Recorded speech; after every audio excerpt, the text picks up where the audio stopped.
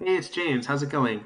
So I'm going to talk about what would I recommend you do for a new job in project management your first 30 days. The first 30 days is pretty great, but it's also pretty important because you sort of get a grace period because you're new.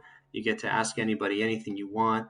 But it's also important because you want to start establishing the routines and the rhythms that you want to continue in your role as a project manager. So what I would do at first is talking to whoever has been running the project before you, getting any documents you can about the contract or the project agreement, project scope. What are the deliverables or the things that you owe the customer in a certain time in the timeline, and sort of the resources that are on the project, and understand all those. And then at that point, basically, once you look at those, make time to talk with pretty much everybody, every name that you get on those documents, and just establish a relationship with them and just let them know who you are and what you're going to try to do to help. Ask their feedback on what's going well and what's not going well.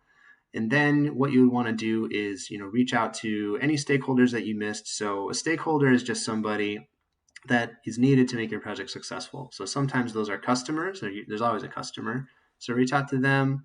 Reach out to other teams that might be giving you something that you need in order to create the thing that you're going to deliver. And then anybody else who is going to be evaluating you, or your boss, or anybody else who's important.